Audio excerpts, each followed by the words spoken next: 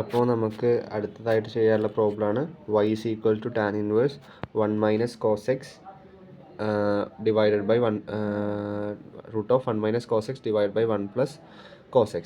അപ്പോൾ അതിനെങ്ങനെ എഴുതാം?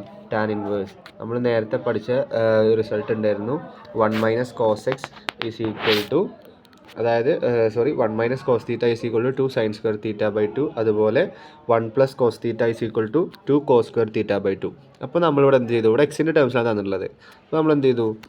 1 മൈനസ് കോസ് എക്സിന് പകരം നമ്മൾ എന്ത് സബ്സ്റ്റിറ്റ്യൂട്ട് ചെയ്തു? 2 സൈൻ സ്ക്വയർ എക്സ് ബൈ 2 എന്ന് സബ്സ്റ്റിറ്റ്യൂട്ട് ചെയ്തു. അതുപോലെ 1 പ്ലസ് കോസ് എക്സിന് പകരം 2 കോസ് സ്ക്വയർ എക്സ് ബൈ 2 എന്ന് സബ്സ്റ്റിറ്റ്യൂട്ട് ചെയ്തു.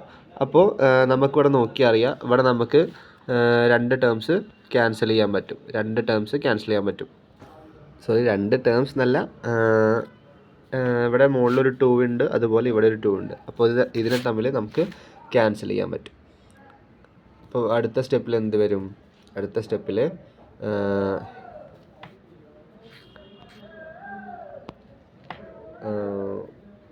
that's equal to tan inverse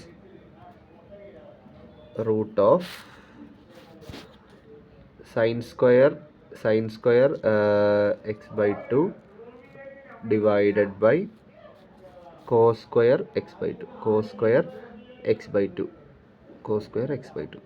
നമുക്കറിയാം sine square theta by cos square theta is equal to എന്താണ്? Tan square theta. അപ്പോൾ അതിന് പകരം നമുക്ക് എന്ത് സബ്സ്റ്റിറ്റ്യൂട്ട് ചെയ്യാം? Tan inverse root of tan square X by 2 എന്ന് സബ്സ്റ്റിറ്റ്യൂട്ട് ചെയ്യാം. അപ്പോൾ ഈ root of tan square X by 2 എന്ന് പറയുന്നത് എന്താണ്? ടാൻ ആണ്. അപ്പോൾ റൂട്ട് 5 സ്ക്വയർ എന്ന് പറയുന്നത് 5 ആണ്. അതുപോലെ നമുക്ക് root of tan square X by 2 എന്നുള്ളത് എന്താണ്? ടാൻ എക്സ് ബൈ 2 എന്ന് എഴുതാം. അടുത്ത സ്റ്റെപ്പിൽ that's equal to tan inverse tan X by 2 എന്ന് കിട്ടി. Tan inverse tan X by 2. അപ്പോൾ ഇത് നമുക്ക് എങ്ങനെ എഴുതാം? That's equal to X by 2 എന്ന് എഴുതാം. അപ്പോൾ dy ബൈ ഡി എക്സ്, അതായത് നമ്മൾ ഡെറിവേറ്റീവ് ആണ്, നമുക്ക് കിട്ടും എക്സ് ബൈ 2 ഡെറിവേറ്റീവ് 1/2 എന്ന് കിട്ടും. വിത്ത് റെസ്പെക്ട് ടു എക്സിൽ ഡെറിവേറ്റീവ് ചെയ്യുന്നതുകൊണ്ട് എക്സ് എന്നുള്ളത് 1 ആയി മാറും.